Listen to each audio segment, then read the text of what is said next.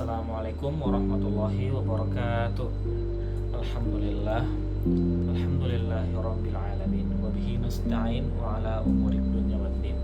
Summa shalatu wassalamu ala asyrafil anbiya'i wal mursalin sayyidina Muhammadin wa ala alihi wa ashabihi wa man tabi'ahu ila yaumiddin. Amma ba'd. Baik. Yang pertama-tama selaku hamba Allah yang lemah di hadapannya betullah kita mengucap syukur atas nikmat dan karunia dan rezekinya sehingga kita dapat melakukan aktivitas berbagai pun bahkan hingga pada detik ini. Tentunya selawat serta taslim terutama pula kita kepada beliau kita, baginda kita yaitu Nabi Muhammad SAW, yang mana berkat beliau lah agama Islam dari zaman jahiliyah menuju zaman mahiriyah, dari zaman kegelapan menuju zaman terang benderang ini ya si iman dan Islam. Baik, saya Abdillah Wijaya dari dakwah KPIA semester 3, dan pada kesempatan kali ini saya ingin membahas tentang hadis atau yang akan menjadi tugas UTS pada kali ini, yaitu tentang hadis balighu manni walau ayah. Baik teman-teman sekalian, hadis ini diriwayatkan oleh Imam Bukhari dalam sahihnya. Sahabat yang mendengarnya dari Nabi adalah Abdullah bin Amr bin As, dan hadis tersebut adalah hadis sahih, terdapat dalam Sahih Al-Bukhari, Sahih Ibnu Hibban, Sunan At-Tirmidzi, Sunan Abi Dawud, Musnad Ahmad, dan Sunan At-Tirmidzi. Baik teman-teman sekalian, dari hadis tersebut yang ingin saya paparkan adalah bagaimana memaknai hadis tersebut dengan baik, dan apakah berarti siapapun kita bisa menjadi pendakwah atau penyampai Al-Quran dengan hadis. Baik, bila kita memaknai dari hadis tersebut sesuai harfiahnya, bahkan hadis tersebut tidak dibunyikan dengan lengkap, maka seolah-olah Nabi menyuruh siapapun yang memiliki pengetahuan tentang satu ayat untuk menjadi pendakwah. Tentu tidak.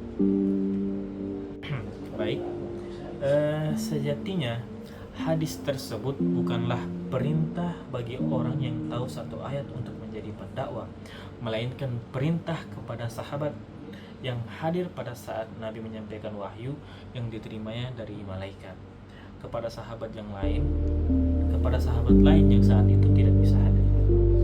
Jadi sebatas hanya menginformasikan supaya yang lain menjadi tahu tentang adanya ayat yang diturunkan lagi di saat mereka sedang tidak bersama dengan Nabi SAW, sehingga semua sahabat menjadi tahu. Jadi pada ayat ini di sini dikutipkan bahwasanya hadis tersebut jika dimaknai dengan sesuai harfiahnya ini adalah untuk menginformasikan kepada sahabat Nabi ketika Nabi menyampaikan satu ayat yang dari malaikat, akan tetapi sahabat tersebut tidak hadir pada saat Nabi SAW menyampaikan ayat tersebut. Nah, jadi seperti itu. Dan jika di masa sekarang, di mana jarak kita sekarang ini dengan Nabi Muhammad SAW terbentang 15 abad dan jarak geografis terbentang hingga ribuan kilometer, ditambah pemahaman tiap-tiap kita tentang ujaran Nabi jelas tidak merata. Hadis tanda kutip walau ayah ini tidak bisa diserta-merta jadikan pegangan untuk menyampaikan sesuatu dari Nabi tanpa sumber dan pengetahuan yang jelas. Jadi sebagai kita umat Islam, sebagai umat Nabi, intinya boleh saja menyampaikan ayat Al-Quran dan hadis yang kita ketahui, namun perlu juga didukung dengan sumber dan pengetahuan yang jelas. Jangan sampai salah mengutip atau bahkan salah menyampaikan. Jadi pada intinya kata dari hadis walau ayat ini bisa dijadikan tidak bisa serta-merta dijadikan pegangan untuk menyampaikan sesuatu dari Nabi tanpa sumber pengetahuan yang jelas. Jadi kalau kita menyampaikan satu ayat atau satu hadis, itu juga kita harus tahu dengan jelas bahwasanya sumber-sumber tersebut kita harus mengetahui ini siapa, itu siapa, yang berasal dari siapa.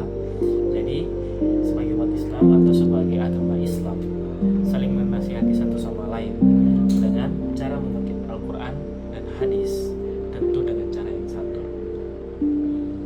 Yang lebih penting lagi, teladan dalam akhlak dan perilaku kita jauh lebih baik daripada hanya sekedar berucap. Artinya sebelum menyampaikan ayat atau hadis yang ingin kita syiarkan, akan lebih baik kita amalkan lebih dulu, baru kita syiarkan atau ajarkan. Jadi sebelum kita menyampaikan itu, alangkah baiknya kita adalah mengamalkannya dulu.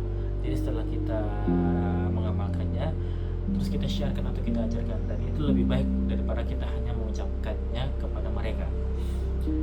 Jadi pada artinya sebelum menyampaikan ayat atau hadis yang ingin kita syiarkan, alangkah lebih baiknya adalah kita amalkan lebih dahulu, baru kita syiarkan.